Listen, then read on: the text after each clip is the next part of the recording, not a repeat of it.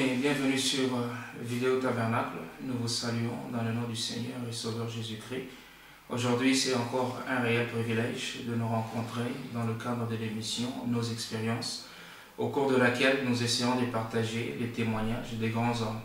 Les hommes qui ont été appelés selon la commission d'Éphésiens 4:11, à ceux dont le prophète se réfère en disant que c'est un don que Dieu a donné pour l'épouse. Et aujourd'hui, nous avions le privilège de rencontrer le pasteur Peniel Issio, qui est pasteur de Malachie 4 Lys Tabernacle, ici en Belgique. Plus précisément, juste à quelques minutes de Bruxelles. Que Dieu vous bénisse, pasteur Peniel.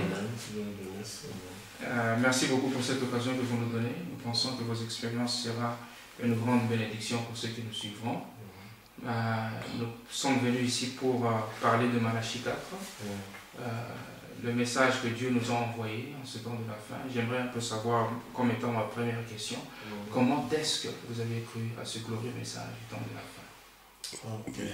Que Dieu vous bénisse, frère Jules. Merci aussi d'être venu. C'est vrai que c'était un privilège de pouvoir partager ce qu'on a expérimenté avec les seigneurs aux autres enfants de Dieu. Je crois que c'est toujours une bénédiction. Au fait, on est en 2013 et j'ai cru ce message en 85, au mois de juin 85, et j'avais 16 ans et demi quand j'ai cru ce message. Et pour moi, c'est vraiment une glorieuse expérience parce que j'étais catholique. Et je dirais que j'étais plus ou moins, disons, un bon catholique. Un catholique qui priait, un catholique qui essayait de fuir un peu le mal, de fuir le péché, bien que j'étais jeune. Alors un jour, j'ai allé à l'église, je marchais tout seul comme ça. Quelque chose m'a dit, c'est fini, je ne vais plus aller dans aucune église. Parce que je me rends compte que ce qu'on nous dit à l'église catholique, ce n'est pas ce que je vois dans la Bible. À l'époque, je ne savais même pas qu'il y avait un message de William Branham. Et j'ai dit non, je rentre à la maison et vers 3 heures, entre 3 et 4 du matin, je me suis réveillé pour prier. J'ai pris un psaume, j'ai lu et j'ai commencé à prier. J'ai dit, Seigneur, à partir d'aujourd'hui, je ne mettrai mes pieds à aucune église. Parce que je vois qu'il n'y a pas la vérité. Je vais à l'église catholique, c'est que je vois les gens faire ce qu'on dit, ce n'est pas ce que je vois dans la Bible. Et donc je n'irai plus dans une église, je resterai à la maison, de prier à la maison. Mais si tu sais que quelque part dans le monde, il y a une vérité quelque part, toi, conduis-moi vers cette vérité-là. C'était ça ma prière. Au milieu de la nuit, et je me suis rendormi. Alors, un an est passé, je suis allé à l'internat, au Bazaïr, à Kassangoulou, pour continuer mes études. Alors, c'est là où j'arrive, c'était une école de salutistes de l'armée du salut. Et il s'est fait que le professeur qui nous donnait le cours d'esthétique et son épouse étaient de croyants du message. Vous savez, dans une école qui est une école religieuse, comme l'armée du salut, et bon, un professeur qui essaye de parler aux autres de la parole, qui n'est pas la conduite de cette école-là, c'est toujours un problème. Mais un jour, on parlait, et bon, on était allé devant le professeur, ils avaient reçu leurs frères, appelons ça comme ça à ce moment-là, les frères donc, du message, ils parlaient. Alors, il me pose la question, quel est le nom de Dieu? Je dis, le nom de Dieu, je n'arrivais pas à répondre. Ils disent, mais vous dites en prière que notre Père qui est au ciel, que ton nom soit sanctifié. Donc si le Père a un nom, vous devez connaître ce nom-là. Alors je ne pouvais pas répondre. Alors ils ont commencé à m'expliquer, à me parler de la divinité suprême du Seigneur Jésus-Christ. Et cela vraiment m'a réjoui, cela a touché mon âme. Et ils sont allés dans le détail du message. Et j'ai dit, je crois que c'est la chose dont j'ai besoin. C'est cette vérité-là que j'ai besoin et je veux recevoir cela. Alors j'ai eu mon baptême après le culte de la semaine. C'était la nuit dans une rivière là-bas à Kassangoulou. Donc c'était au mois de juin, je connais la date, le 6 juin 1985. C'est là où j'ai reçu donc ce message dont j'avais 17 ans et demi en fait. Voilà. Et j'ai reçu le message là et je commençais donc à chevaucher. Je suis resté à l'internat 2 ans et puis bon, je suis revenu à Kinshasa et je commençais à fréquenter donc l'assemblée de Rigini vers 86 hein, quand on a terminé l'examen d'État et voilà quoi. Ok, merci beaucoup, pasteur. Vous aviez mentionné du baptême. Est-ce que vous vous rappelez quand même de la personne qui vous aviez parlé du message et qui vous avait aussi baptisé, si c'est la même personne? C'est une bonne question. La personne qui m'a parlé du message, donc, comme je disais ici, c'est mon professeur hein, de cours d'esthétique avec sa chère épouse, le frère Kolobissé, hein, qu'on appelait, c'était son nom, qu'il soit béni, le frère Kolobissé. Et je ne sais pas, parce que bon, après le culte de la semaine, alors on a dit, bon, vous pouvez rentrer. J'ai dit, non, moi je ne rentre pas. Si l'enlèvement vient ce matin, le lendemain, moi je ne partirai pas. Donc je veux apprendre mon baptême maintenant. Alors on est allé dans une rivière qui était quelque part là. Je ne sais pas si c'était Frère Battante ou qui, mais honnêtement, malheureusement je ne me rappelle plus le nom de frère. Okay. Est-ce que c'était quand même dans une église? Ils étaient dans une église ou bien c'était seulement des frères? Non, c'était dans une église. C'était dans une église. Ils avaient des jours de culte. Hein. C'était, bon, ça à l'époque 85, surtout là-bas à l'intérieur. Ce n'était pas des églises comme on a maintenant, où les gens ont construit, les gens ont truc. Donc c'était dans une parcelle, et le frère qui cède sa parcelle hein, pour l'œuvre du Seigneur. Et les gens venaient là, hein, on se retrouvait là, et on prêchait, on recevait des prédicateurs aussi étrangers. Je me rappelle d'un prédicateur, un papa qu'on a reçu, le frère Toko, hein, qui là-bas, il travaillait dans le Bazaïr, à l'époque c'était Bazaïr, il est venu, on a reçu des prédicateurs comme ça. C'était la maison des frères Wilfried, au fait c'était un Suisse. C'était un Suisse qui s'était marié donc, à une Congolaise. Hein, il est resté là-bas, ce papa-là, et sa femme aussi avait cru le message. Et donc ils ont laissé leur parcelle à l'église, au fait. Hein. C'est là où le message a commencé. Ok, juste avant d'aller dans une autre question, est-ce qu'il y avait un pasteur là-bas et vous vous rappelez quand même de qui était le pasteur là-bas? Oui, et donc à ce moment-là, vous savez que bon, le message venait d'arriver dans ce coin-là, il n'y avait pas vraiment d'autres églises établies comme telles, hein. C'est venu après, bon, il y avait souvent des frères qui venaient aussi de Kinshasa. Je crois que le pasteur, donc vous savez, on venait de croire le message, nous on voit quelqu'un qui prêche, on sort de l'église catholique, on ne sait pas ce qu'est un diacre, hein. Nous à l'église catholique on avait un prêtre, on savait même le mot pasteur, on ne savait pas. Le mot pasteur, mais bon, on avait le frère Kassongo qui nous prêchait, le frère Kalonji. Bon, je vois le visage comme ça, bon, ça fait 85, ça fait 33 ans, ou je sais pas, 32 ans. J'aimerais savoir, quand vous aviez reçu le message, vous vous êtes fait baptiser, vous êtes rentré, je pense, à Kin. Quand est-ce que vous aviez eu la connaissance de qui était William Marion Branham? Ah oui, c'était une très bonne question. Quand je crus le message, vous savez, vous croyez le message, à cette époque-là, vous avez une nouvelle révélation, une nouvelle vision de Jésus. Hein, vous aimez plus la Bible, vous aimez Jésus. Et souvent, bon, les gens qui apportaient la parole aussi à cette époque-là, en prêchant la parole, ce n'est pas comme maintenant où on insiste, Frère Branham a dit, Frère Branham a dit. Vous pouvez aller dans une réunion comme ça, et quelques sont peut-être, on vous dit, on lit une brochure qu'une fois. Tu vois? Donc, ils n'avaient pas non plus beaucoup de brochures à l'époque. Et bon, maintenant, en rentrant à Kin, je vais à l'assemblée, et là, on commence à parler. Je savais qu'il y avait un prophète, on me l'avait dit là-bas. Mais quand j'arrive à Kin, à chaque prédication, Frère Branham a dit, à chaque moment, Frère Branham a dit, j'ai commencé aussi à me dire, mais c'est quoi cet homme-là? On doit toujours, dès qu'on nous parle de la Bible, on doit toujours se référer à un homme a dit, c'est quoi cet homme-là? Et c'est maintenant que, bon, avec aussi des frères, hein, des frères en Christ, le frère José Kalala, je l'ai vu aussi, on m'a dit qu'il est passé là. On avait les frères Lubanza, on est à l'université, mais je suis à l'université maintenant, hein. Je suis à l'université à l'UNIKIN.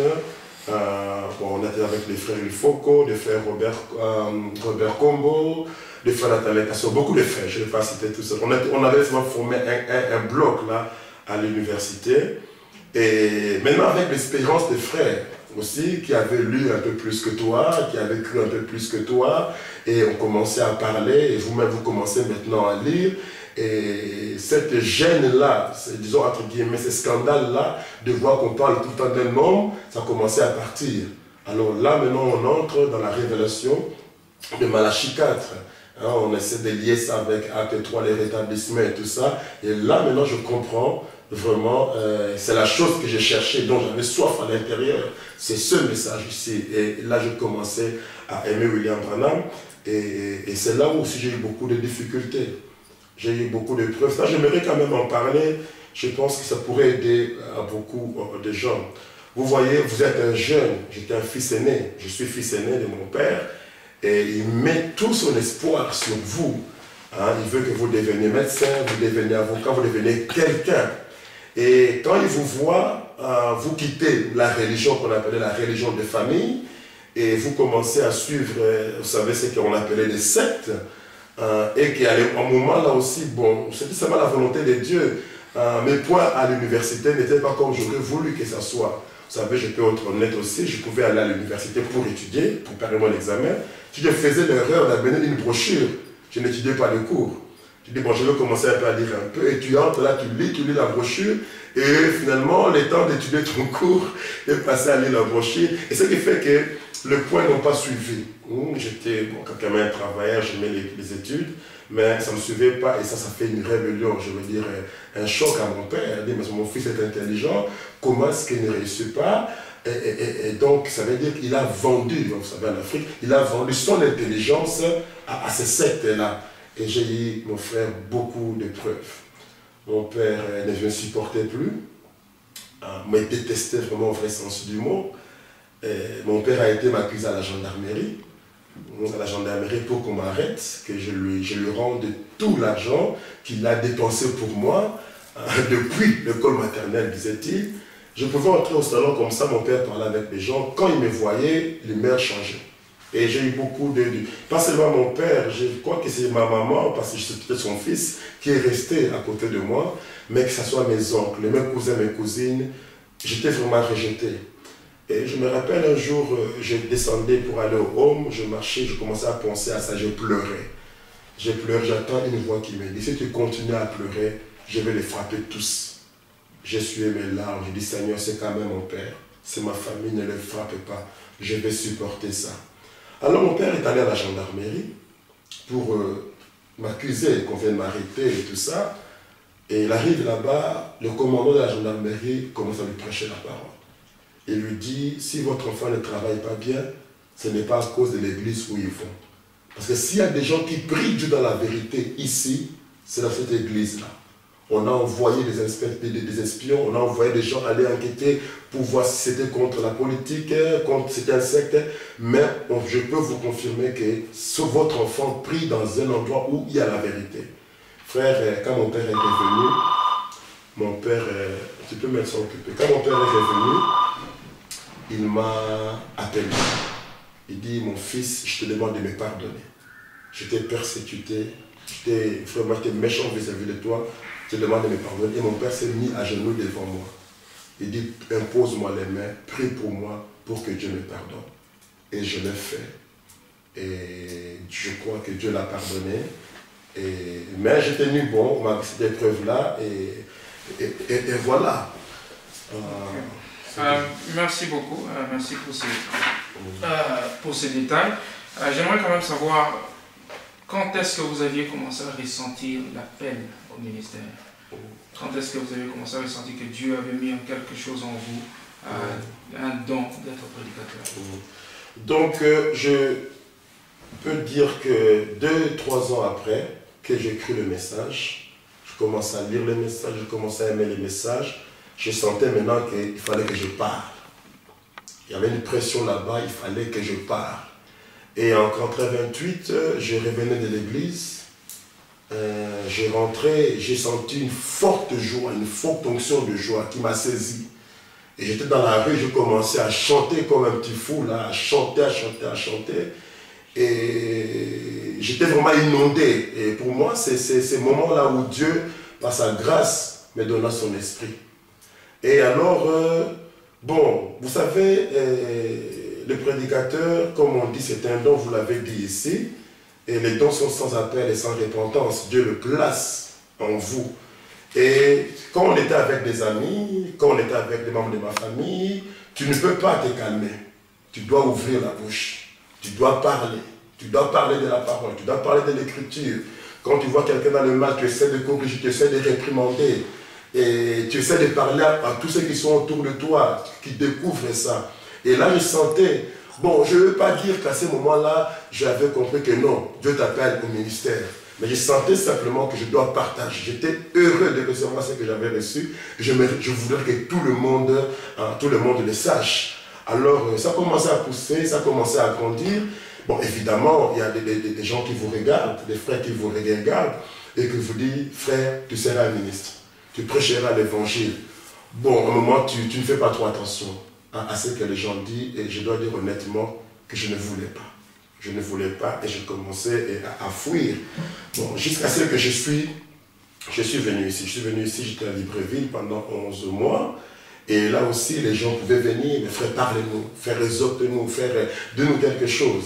Bon, je commençais à sentir que non, bien que je voulais éviter, je ne voulais pas, moi je voulais être un médecin.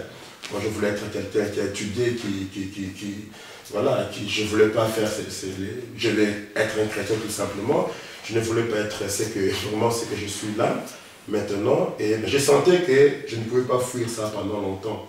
Hein, je faisais un peu le ski, je pouvais arriver à un endroit où... Mais bon, c'était quand même plus fort, tu devais parler. Tu devais toujours parler. Et voilà, un peu, c'est là où j'ai senti, je sais que non, un jour, si Dieu, c'est la volonté, je sais que je sens ici, je pourrais prêcher ça. Amen. Vous aviez mentionné tout au début de votre réponse que Dieu, par sa grâce, vous aviez donné son esprit.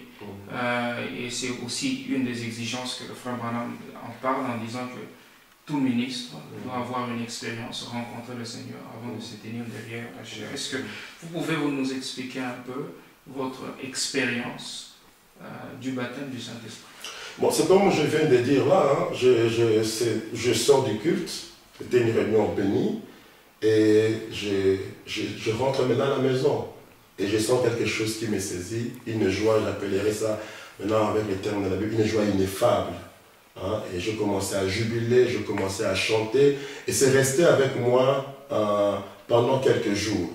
Et une autre expérience, ça je n'ai jamais dit ça, parce que ça me paraît un peu trop sortant de l'ordinaire, je dois vous l'avouer. Je crois que je l'ai dit à 2 ou 3 personnes. Ça sort, je ne sais même pas si mon épouse connaît cette expérience-là. Ça sort un peu de l'ordinaire et je ne pense pas que beaucoup de gens pourront croire ça. Un jour, il y a un frère qui est venu nous rendre visite, le frère Massiala. J'habitais à Kindele. Le frère est venu et dit, on a parlé de la parole, on s'était exhorté, je devais l'accompagner. Alors il était très tard, et comme il était au campus, je devais l'accompagner au home, et on était en train de partir ensemble après avoir passé un bon moment à la maison. Bon, j'étais un frère qui n'était pas physiquement fort. J'étais un maigrichon comme ça, simple. Je me suis dit à moi-même, parce qu'à l'époque, il y avait beaucoup de bandits, hein, des gens qui pouvaient entre la route là, du campus de Kindele, hein, qui va vers Kimou, il y avait beaucoup de bandits qui attaquaient. Je dis non, je ne vais pas laisser le frère aller seul, je vais partir avec lui, à 2 je pourrais les défendre. Alors on est parti, bon, rien de mal est arrivé, je l'ai déposé jusqu'au home. En rentrant, maintenant, il faisait très noir, j'ai senti la peur. Je dis, mais si quelqu'un apparaît ici, je vais faire quoi? Frère, pendant que je sentais la peur là, je relève ma tête, je vois une colonne de lumière, d'une distance à peu près de 30 cm. Ce n'était pas trop loin. Ça allait comme ça, elle était blanche. Elle allait comme ça tout au-dessus et je regardais. Ce n'était pas une étoile filante. L'étoile filante fait soir et puis il disparaît. Et cette lumière-là allait devant moi comme ça, je regardais. Je n'ai pas trop bien réalisé. Mais j'étais étonné de voir que c'est resté quelques secondes là et puis ça disparaît. Et pour moi, c'était une expérience, c'est pour ça que j'ai toujours gardé ça pour moi, vraiment très surnaturel pour moi. Et depuis ce jour-là aussi, j'ai senti que j'étais un fils de Dieu, une confirmation. Et en rentrant à la maison, il m'a dit, j'ai compris, il dit, ne peur pas, n'aie pas peur, la lumière est avec toi. Amen. Merci beaucoup, pasteur. Nous allons prendre juste une petite pause pour revenir et continuer avec vos expériences. Merci beaucoup pour vous qui nous avez suivis. C'était les expériences du pasteur Peniel Isio de Malachie 4, liste tabernacle. À tout à l'heure.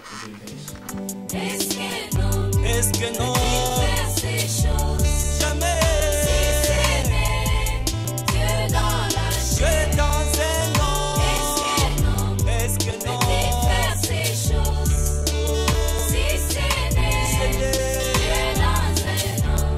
Je me souviens de la fille qui était perdue en Afrique du Sud et qui cherchait son père.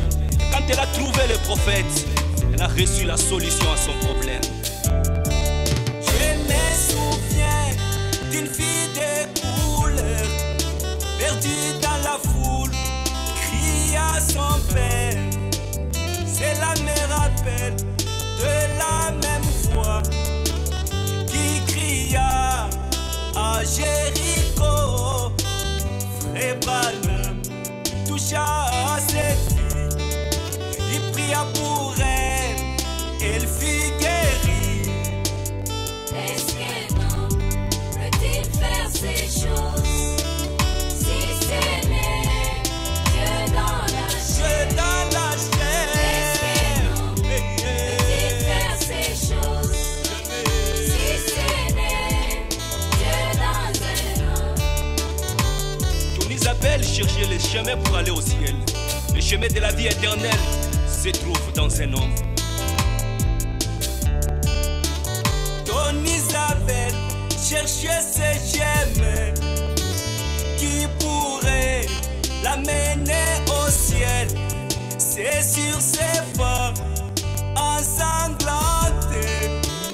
À la fin, il a vu un bout d'homme qui n'avait rien d'être un prédicateur. Cet homme prêchait dans les soleils. C'est lui qui connaissait ses chemins. La destinée éternelle suivait cet homme. Est-ce que non peut-il faire ces choses, si ce n'est que dans la chair, que dans la chair? Est-ce que non peut-il faire ces choses, si ce n'est que dans un homme? Shalom et bienvenue de retour. Nous sommes toujours dans nos expériences et aujourd'hui nous avions rencontré le pasteur Peniel Isio qui est pasteur de Malachie 4, liste tabernacle ici en Belgique. Merci beaucoup pasteur Peniel. Vous nous avez rencontré comment vous aviez reçu le message et jusqu'à ce que vous aviez senti ce désir-là de partager avec les gens. Quelles sont les précautions que vous aviez prises après avoir constaté votre désir de partager? Est-ce que vous aviez cherché des conseils auprès d'autres personnes pour savoir comment s'y prendre? Bon, je vais dire que honnêtement, je ne suis pas allé voir les gens pour savoir comment m'y prendre. J'ai me laissé conduire par le Saint-Esprit. Mais pourtant, les gens sont venus. Par exemple, bon, quand je suis arrivé ici en Belgique en 91, je commençais maintenant à prêcher derrière la chair. Dans une église où on était, et le pasteur, en parlant et tout ça, il a vu que ce petit a quelque chose. Alors il m'a dit, frère, tu vas prêcher la parole aujourd'hui. Et bon, je prêchais devant des foules, dans les deuils, j'allais dans les matangas, dans des deuils, dans des regroupements comme ça, où je pouvais aller, même ici en Belgique. Mais prêcher derrière une chair, c'était donc cette église où j'étais à Louvain-la-Neuve. Et les pasteurs avaient vu que non, ce frère a quelque chose, il peut m'aider. Alors il m'a laissé prêcher la parole. Et une fois aussi, je suis allé à Caen. il y a longtemps, dans l'église du pasteur Mouya. Je voulais aller visiter le pasteur Mouya à Normandie, bon, parce que j'avais tout un beau coin avec toute l'histoire qui est liée à la Normandie.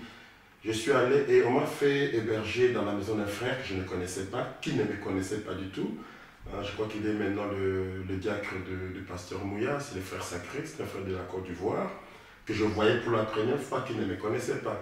Je dormais donc chez eux et le matin, la nuit, Dieu a parlé à sa femme. Il dit, celui qui est dans votre maison là, c'est mon serviteur. Et il prêchera ma parole. Évidemment, la sœur bien enseignée, elle est allée voir son pasteur. Le pasteur Mouya, et le pasteur Mouya m'appelle le lendemain à son bureau, non frère, je dois te parler. Ça fait, bon, mais qu'est-ce que j'ai fait? Est-ce que j'ai fait une bêtise chez le frère où je loge ou quoi? Alors c'est là, il m'a dit, écoutez, cette sœur, c'est une vase, et Dieu lui a parlé, comme ceci, comme cela, que tu es son serviteur, tu travailleras pour lui et tu continueras à aller de l'avant. Alors, voilà, tu écoutes ça, tu gardes dans ton cœur, tu remarques les mains du Seigneur, tu ne fais pas des commentaires. Et c'est comme ça que ça a évolué. Donc, je ne suis pas allé, je ne sais pas si j'aurais dû faire ça, mais je ne suis pas allé voir des gens.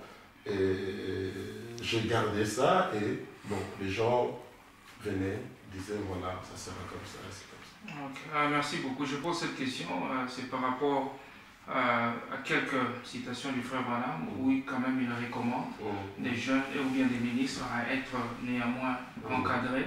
C'est juste pour savoir si vous avez peut-être aussi été influencé par un ministère de quelqu'un d'autre, quelque chose que vous avez trouvé qui vous a aussi aidé comme vous êtes ministre aujourd'hui. Oui, donc dans ce sens-là, oui. C'est-à-dire que quand j'ai commencé à prêcher là où je dis derrière la chair, pour moi proprement parler, bon, c'était un pasteur qui m'a encadré, qui m'a encadré, et bon, son encadrement, moi aussi j'ai comparé ça un peu par rapport à la parole de Dieu, et pour suivre des exemples qui étaient des bons exemples.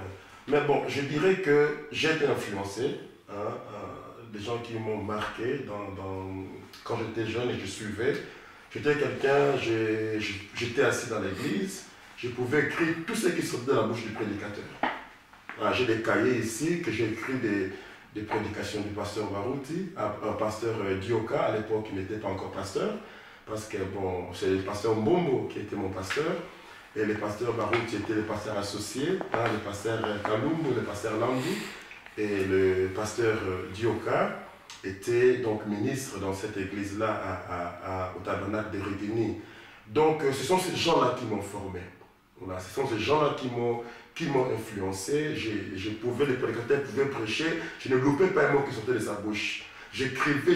Et c'est ça aussi ce que je pourrais conseiller aux gens qui sentent un appel. Parce que tu ne vas pas commencer à prêcher comme ça dans le vide. Je commençais à prêcher, je m'appuyais aussi sur des notes que j'ai pris, quand mon pasteur prêchait, quand le pasteur Barouti prêchait, quand le pasteur Dioka prêchait, quand le pasteur Landou prêchait la démonologie, le pasteur Kalumbu prêchait la sanctification, j'ai des notes. Et quand tu commences maintenant, tu t'appuies sur ces notes-là, peut-être qu'ils ne les savent pas, mais bon, je dis que vraiment les gens qui m'ont formé, c'est ces gens-là que je cite là. Voilà, c'est eux qui m'ont bâti, qui m'ont amené à avoir la connaissance du message. Donc quand je suis venu ici en Belgique, c'est pour ça que je disais tantôt, bien que je travaillais sous un ministère d'un pasteur et qui m'encadrait, je pouvais vérifier par les Écritures les conseils qu'il pouvait me donner, parce que je ne suis pas venu avec une tête vide. Donc j'avais quand même un bagage que je sais qu'on appellerait les anciens m'ont donné, m'ont formé. Voilà un peu les gens qui m'ont influencé, comment est-ce que...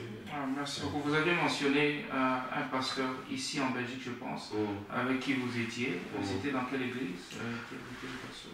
Bon, ça, pour être honnête, je n'aimerais pas vraiment aller dans le détail. C'était une église à Louvain-la-Neuve. Bon, je dois me préserver de porter des jugements sur des églises serviteurs de Dieu, parce que la question pourra encore revenir, pourquoi vous avez quitté là-bas, et tout ça. Donc voilà, après j'ai quitté là-bas. Je pense que ça, tout le monde nous regarde, donc je ne peux pas commencer à dire des choses qui ne plairaient pas au Seigneur. Bon, c'était des raisons scripturaires. Hein? Je vais parler vraiment en détail parce que ça pourrait dire que bon, ça pourrait amener les gens à imaginer beaucoup de choses. Donc j'ai quitté là-bas et j'ai été aider le pasteur Matou, qui est à Bruxelles. À l'époque, il venait donc de commencer. Donc on a fait des campagnes d'évangélisation, les soutenant avec lui. Quand le pasteur Barout venait, et donc j'étais un peu à cheval dans l'église où j'étais, et soutenant un peu l'œuvre qui commençait à Bruxelles.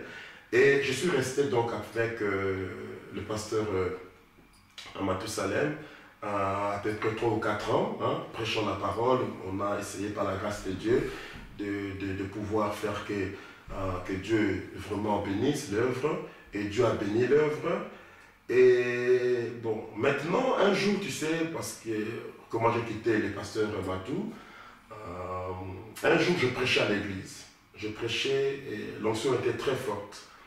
Il y avait une famille qui était venue assister au culte. Et ce frère-là a commencé à pleurer. Après, il m'appelle et dit, non, frère, j'ai écouté la parole de Dieu. Et j'ai été béni, moi et ma famille, mais nous avons un problème.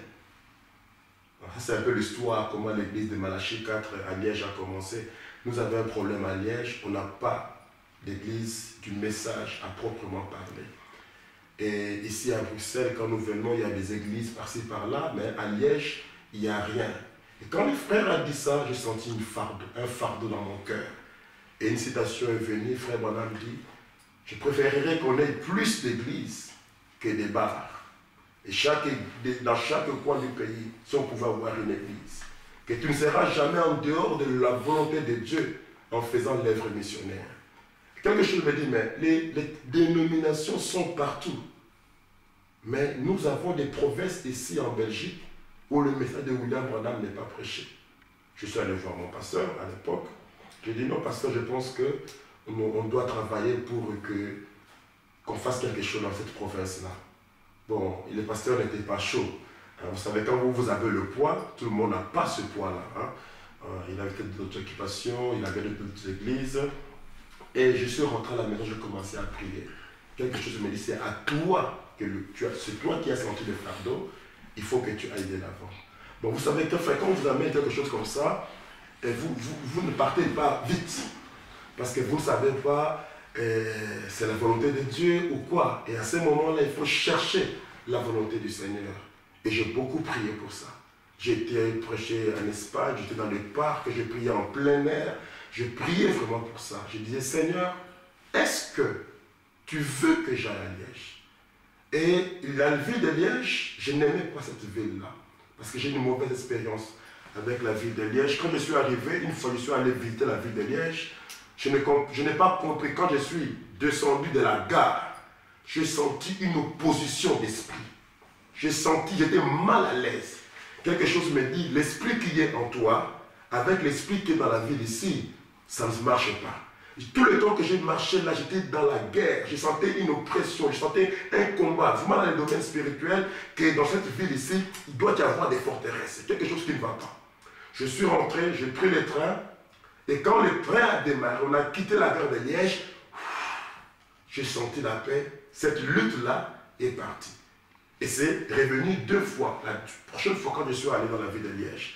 Alors quand le frère me dit, la ville de Liège, je dis, mais cette ville-là, je n'aime pas ça. Alors je commençais à prier, et Dieu me répond. Vous savez, les serviteurs de Dieu peuvent le dire, même les enfants de Dieu, tout le monde. Chacun de nous a une manière par laquelle Dieu traite avec lui. D'autres dieux leur parlent par des visions, d'autres dieux leur donnent des songes, d'autres dieux peuvent envoyer un frère. Et moi, Dieu, c'est vrai, je peux avoir des songes et tout ça, un frère peut venir, ça a été prouvé. Mais la première manière que Dieu m'a parlé et que Dieu me parle, c'est quand j'ouvre la Bible ici. Je vais prendre 2 exemples, frères, je pense que ça va aider beaucoup de frères. Le premier exemple, et c'est la première fois où j'ai vu Dieu me répondre de tic au tac. Et comme je vous dis, j'ai parlé à tout le monde du message. J'habitais chez mon oncle et à un moment, je commençais à parler à la famille de mon oncle, à mes cousins, à ma tante, du message et tout ça.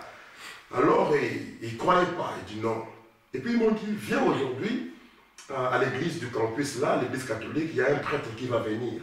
Et le prêtre, là, il fait des miracles, il fait des démonstrations, et Dieu travaille avec les prêtres. Je dis, mais ce n'est pas possible. Un prêtre ne peut pas faire des miracles. Vous connaissez avec notre zèle, on ne connaissait pas encore les heures des temps de la fin. Je n'avais pas encore lu ça. Je dis, jamais. C'est nous qui faisons des miracles. Nous avons le message, vous ne pouvez pas faire des miracles. Mais quand ils sont revenus, exactement, le prêtre avait fait des miracles. Et j'étais troublé. Je suis entré dans la chambre, je me suis mis à genoux. J'ai dit, Seigneur, je ne comprends pas. Nous avons la vérité. Nous, tu fais des miracles au travers de nous. Ces gens-là n'ont pas la vérité. Comment ça se fait qu'eux aussi font des miracles? Frère, quand j'ai terminé de prier, ma Bible était devant le lit, j'étais agenouillé devant le lit, j'ouvre ma Bible, c'est là où je vois pour la première fois l'écriture qui dit « Beaucoup viendront vers moi ce jour et diront, n'avons-nous pas fait des miracles en ton nom, n'avons-nous pas chassé des démons en ton nom, mais je leur dirai, éloignez-vous de moi, vous ouvriers d'iniquité. » Dieu m'a répondu du tic au tac. J'ai vu que non, on peut faire des miracles, mais elle n'est pas être de Dieu. La deuxième expérience, c'est très important aussi, où Dieu m'a parlé comme ça du tic au tac dans la Bible, c'est ici en Belgique. J'ai commencé déjà à prêcher dans l'église où je vous ai dit. J'étais étudiant ici, j'avais terminé mes études. Et bon, les conditions de vie, c'était difficile. Mon épouse était venue me rejoindre, on avait eu un premier garçon, on ne voulait pas reconnaître mon garçon, on a compliqué beaucoup de choses. Et je commençais à penser à quitter la Belgique pour aller à Londres. Je me suis dit, comme je parle bien anglais, comme j'ai mon diplôme ici, et on dit qu'à Londres, ça donne bien. Vous savez, comment les Congolais disent, on paie ça bien. Hein? À Londres, ça donne bien. Ils ne sont pas racistes. C'est quand vous allez, tu vas bien trouver le travail, tu as un diplôme et tout ça. Je dis à ma femme, on va économiser un peu d'argent et nous irons à Londres. On va quitter ce pays-ci, on va à Londres. Et un jour, je m'assieds, j'ouvre la Bible. Je tombe sur l'écriture qui dit, vous fouillez ces pays pour aller en Égypte, dans un autre pays, sans me consulter. Eh bien, ce que vous fouillez ici, c'est ce que vous retrouverez là-bas. Oh, j'étais saisi. J'ai appelé ma femme, j'ai dit, mais regarde ce que j'ai lu. Je crois que le truc de Londres, là, on met ça entre parenthèses. J'entre à la prière. Je suis entré en prière et jeûne de 48 heures, sans prendre goutte d'eau, sans manger un morceau de pain. Et j'ai prié pour que Dieu me montre quel est le chemin que je devais prendre. Si je devais rester dans ce pays ou quitter ce pays. Si je devais quitter la Belgique ou je devais partir. Et Dieu répond encore par la parole. Après que j'ai terminé mon jeûne de prière, j'étais assis, je prends la Bible, j'ouvre, je tombe sur Jérémie 42. Là où les enfants d'Israël vont voir le prophète Jérémie. Il dit, va intercéder pour nous auprès de Dieu.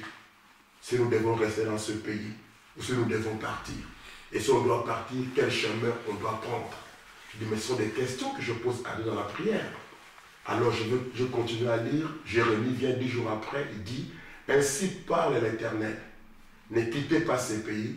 Je vous établirai dans ce pays et je vous planterai dans ces pays.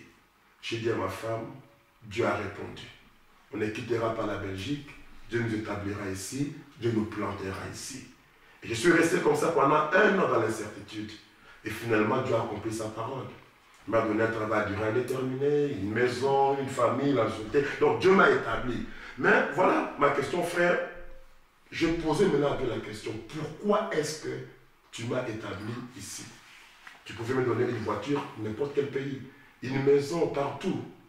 Alors c'est maintenant quand je me retrouve maintenant en train de conduire un peuple, en train de prêcher la parole. Je commençais une œuvre dans la ville de Liège. J'ai compris que Dieu ne voulait pas que je quitte la Belgique, que je reste en Belgique pour cette œuvre-là. Amen. Merci beaucoup, Pasteur Peniel. J'aimerais quand même savoir quand est-ce que vous avez commencé le ministère pastoral en tant que pasteur, et aussi si vous pouvez nous relater un peu quelle est la plus grande difficulté en tant que ministre qui vous a beaucoup défié et comment Dieu vous a aidé à surmonter. Au fait, donc, le ministère pastoral a commencé, bien évidemment, je dirais, quand l'Église a commencé, quand on a commencé cette œuvre-là. Et bon, j'ai prié comme je vous ai dit pour voir si c'était la volonté de Dieu. Dieu m'a parlé de beaucoup de manières. Il m'a donné encore une écriture. Puis, parce que je disais, mais je n'aime pas la vie de Liège, Seigneur. Je sens toujours l'opposition entre moi et cette vie. J'ouvre les écritures. Il me parle après avoir prié dans le livre de Josué. Il dit, je te livre ce pays, je te livre cette territoire comme il a dit à Josué. J'ai dit, voilà, je vais aller. Dieu est avec moi. J'ai dit, Seigneur, encore un dernier signe. Aujourd'hui, je vais appeler le frère qui est à Liège pour dire que je viens pour qu'on cherche une salle.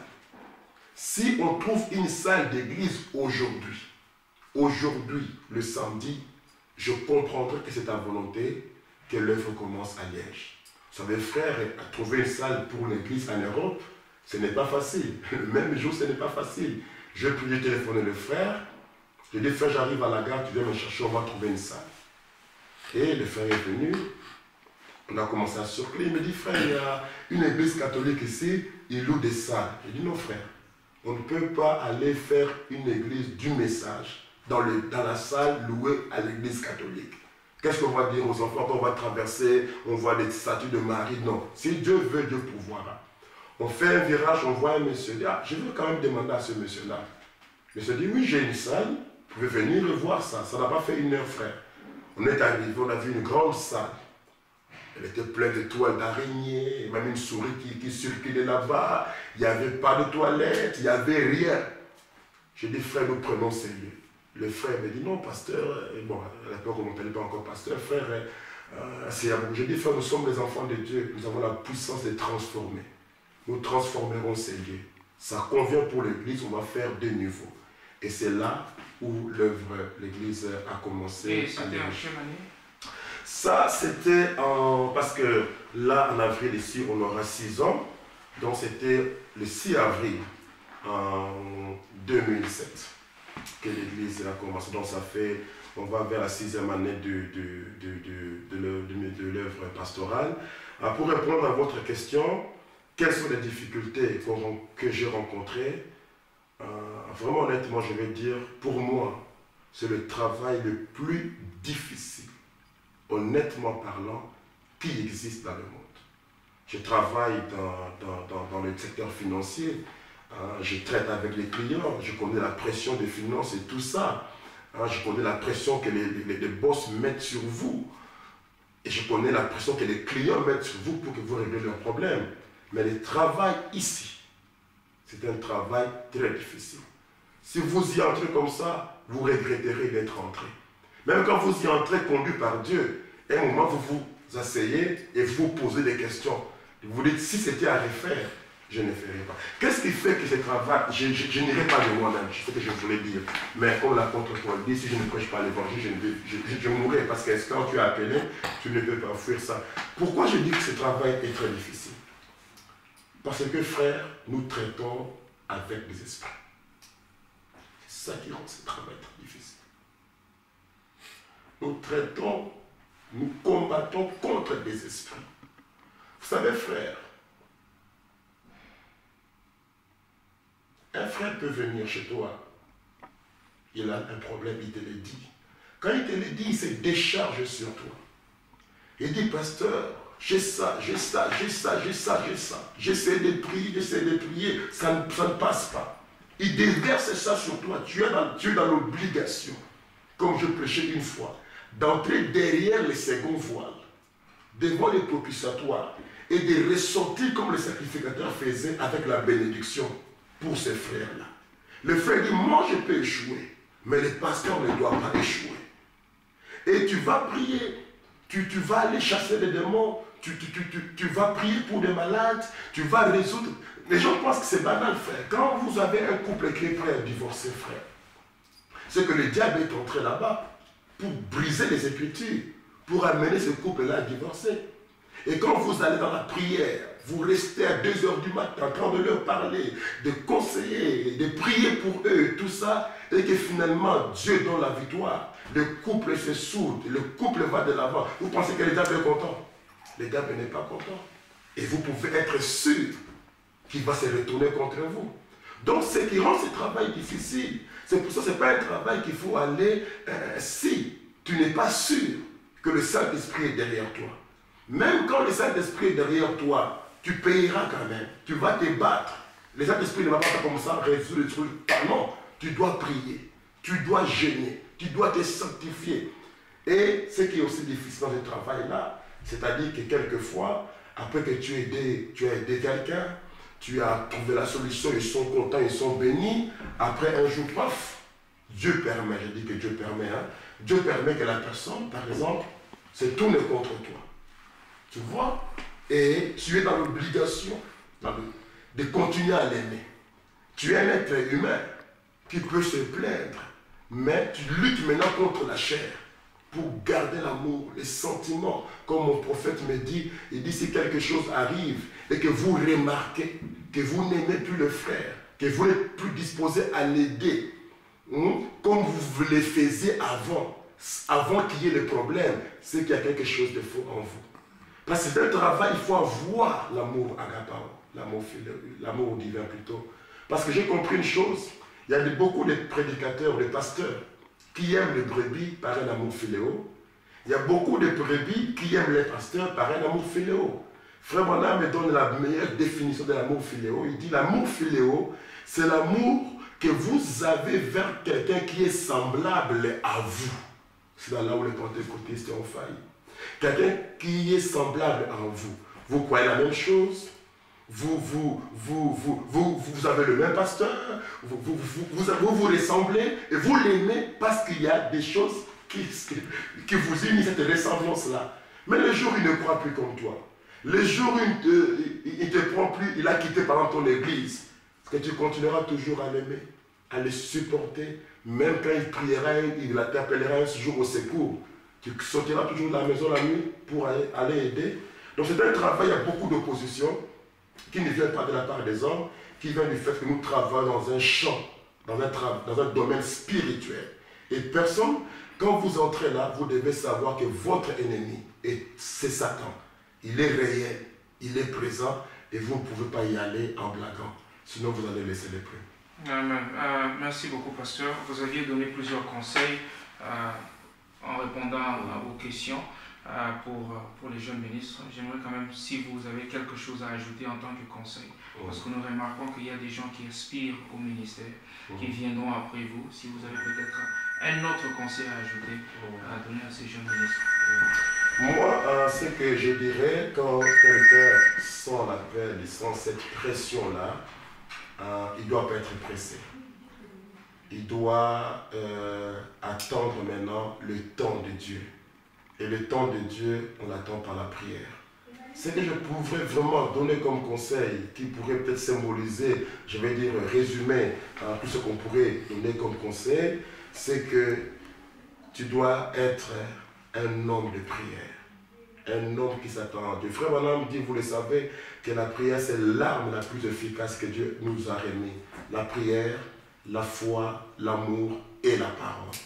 Donc je dirais, frère, attendez-vous au Seigneur, continuez à prier et surtout, n'attends pas d'abord que quelqu'un te cède une chair pour que tu commences là. Va dans la rue. S'il y a un deuil quelque part, arrive. Dis, ah mon frère, est-ce qu'on peut parler un peu du Seigneur? Parle du Seigneur. Tu rencontres quelqu'un, parle-lui. Donc va dans la rue, va dans le lieu de deuil, va dans le lieu où il y a des gens, commence à parler du Seigneur. Et n'attends pas que tu aies un appel, tu attends qu'un jour qu'un prédicateur te laisse la chair. Ça peut arriver, mais prêcher la parole, ce n'est pas seulement derrière une chair. C'est aller partout dans le monde entier.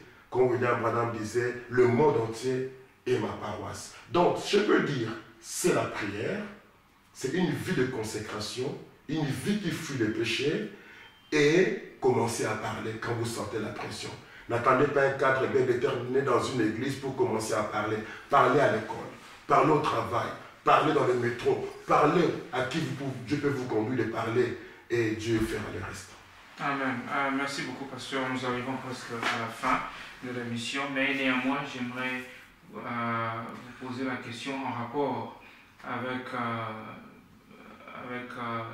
le 28 février, parce que je réalise que vous aviez aussi célébré quelque chose au sujet du 50e anniversaire depuis que cette nuit a été photographiée. J'aimerais savoir quelle est votre interprétation de cette venue de la nuit et 50 ans après, qu'est-ce que nous pouvons comprendre? Bon, pour moi, je sais que c'est un point sensible, hein, parce qu'il y a beaucoup de gens qui interprètent aussi de beaucoup de façons là-dessus. Donc, ce que je crois, vraiment moi, je réserve ça à mon église, je prêche ça à mon église, mais je vais quand même répondre à la question de manière simple. Hein. Frère Branham dit, il parle du rêve de Juno Jackson. Il parle de la vision que lui-même avait eue. Et puis il dit le 28 février, c'était la confirmation de la vision qu'il avait eue quand il y avait cette déflagration. Pour moi, le 28 février, c'est la confirmation, c'est l'accomplissement d'Apocalypse 10, de 1 à 7. L'ange puissant qui descend avec un livre ouvert pour le remettre à William Branham, qui dans l'Apocalypse au chapitre 8, au chapitre 18, est représenté par Jean. Parce que Jean, il a vu les choses au ciel. Et puis un moment, pendant que l'ange descendait, Jean se retrouve sur la terre. On l'appelle, on dit, prends les livres, mange les livres. Et Jean, c'est le type de l'épouse. Et William Branham représentait l'épouse. Et je crois que le 28 février, c'était l'ouverture de la parole. C'était l'accomplissement de toutes ces choses qu'il a, qui étaient cachées, qui étaient détenues secrets. Cette pierre-là, sur laquelle rien n'était écrit. Il devait partir à l'ouest pour prendre la révélation, rencontrer Christ lui-même qui est descendu. Et Christ lui a remis la parole. Et quelque part, tu vas retrouver ça dans le pays de Sabino Canyon. Et le prophète est venu, il nous apporte la parole. Pour moi, le 28 février, comme je disais aujourd'hui à l'église, c'était l'union invisible de l'époux céleste et de l'épouse terrestre. Pour moi, la tête était descendue pour s'unir à son corps.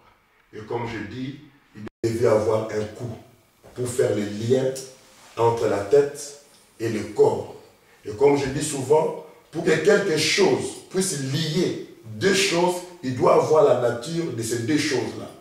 Il doit avoir la nature de la tête, il doit avoir la nature des hommes. Frère Madame dit, c'est ça mon ministère. Je suis venu pour établir une relation entre l'homme et Dieu. Il était, dans quelque sorte, il avait de la nature, de la divinité.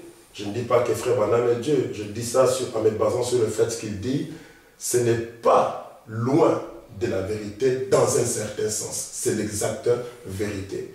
Et pour moi, donc, le 28 février, c'était la parole qui est descendue pour s'unir à l'époux. C'était le mariage de l'agneau. C'était l'union invisible de l'époux céleste et de l'époux terrestre.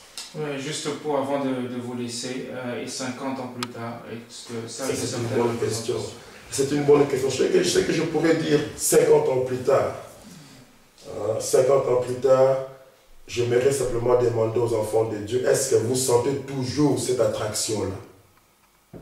Cette attraction-là qui s'est passée là, quelle est l'attraction sur la montagne?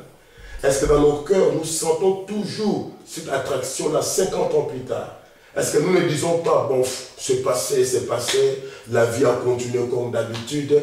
Est-ce que nous sentons l'attraction de nous sanctifier, de nous préparer, de nous souder de plus en plus à Christ? Ou nous avons pris ça comme bon, un événement qui est arrivé, un événement qui est passé, un événement comme tout autre événement? J'aimerais que les gens, je vais quand même paraphraser le pasteur Rigobert, il a dit quelque chose que j'ai beaucoup aimé, là où on était. C'est vrai que nous nous réjouissons. C'est le jubilé, c'est la gloire de Dieu, 50 ans, c'est merveilleux. Et on a prêché des merveilleuses prédications là-dessus. Mais le pasteur disait, on devait pleurer pour dire 50 ans, nous sommes encore sur la terre. Et je pensais, pendant qu'il parlait, comme frère madame dit, l'épouse retarde l'enlèvement, n'est pas encore prêt. Nous devions dire que non, 50 ans, est-ce qu'on devait toujours être là? L'enlèvement ne devait pas déjà avoir lieu. Nous ne devions pas déjà partir. Est-ce que ce n'est pas nous, par notre vie, par nos conflits, par nos querelles, parce que nous ne sommes pas encore prêts, que nous sommes toujours en train de jouer des prolongations? Comme je dis à l'église aujourd'hui, vous savez, quand l'arbitre du match, du football, vous aime votre équipe, et que votre équipe est menée, même si les 90 minutes sont écoulées, qu'est-ce que l'arbitre fait? S'il veut vous favoriser, il fait des prolongations. Il fait que prolonger les matchs. Il fait que prolonger le match jusqu'à ce que vous égalisez et jusqu'à ce que vous puissiez vaincre l'adversaire. Je pense, moi, nous sommes en train de jouer les prolongations parce que nous ne sommes pas encore prêts. Et quand la dernière entrera, et quand l'autre, la dernière sera prête, nous partirons. Ce que je voudrais dire à mes frères, vraiment au nom du Seigneur, sanctifions-nous, revenons à notre premier amour, comme le message quand nous l'avons connu, que les gens laissent les discussions, les divisions, les guerres doctrinales, les inimitiés, qui regardent, est-ce que ma vie est digne de l'évangile 50 ans après? Merci beaucoup, pasteur. C'est maintenant la fin de notre émission. Juste avant de clôturer, est-ce que vous avez un petit mot de la fin avant de terminer l'émission? Oh, j'aimerais à vous et à mon frère qui vous accompagne simplement vous dire merci et de dire que j'espère ce que vous faites, le témoignage des serviteurs de Dieu va atteindre son but, parce que le but c'est d'édifier les autres, pas seulement ceux qui aspirent au ministère, mais tous les enfants de Dieu. Et je bénis l'épouse de Jésus-Christ et je dis que nous puissions nous unir dans l'amour. Parce que c'est pour cela que je vous ai apprécié et j'ai vu que dans ce que vous faites, vous n'êtes pas dans des clans, vous n'êtes pas dans des tendances, et c'est l'esprit que j'aime. Je ne suis pas derrière des personnes dans des tendances, dans des clans, mais frère, madame dit, si quelqu'un, je vais dire, si quelqu'un croit le message, il aime le Seigneur, aimons-le. Même si nos visions doctrinales sont différentes, Dieu prendra soin des différences. Maintenons la main dans la main, aimons-nous, supportons les autres tels qu'ils sont, et allons de l'avant, nous ferons des espoirs. Amen. Merci beaucoup, pasteur. C'était là le pasteur Peniel Issio. Nous avions parlé de nos expériences. Il est pasteur de Malachie 4, l'Église tabernacle ici en Belgique, je pense à Liège. À Liège. J'aimerais vous remercier sincèrement d'avoir accepté notre invitation. Au même moment, je remercie mon frère Jean-Paul Moudien qui est derrière votre caméra. Que Dieu vous bénisse et à plus tard. Bye bye. Tu es riche en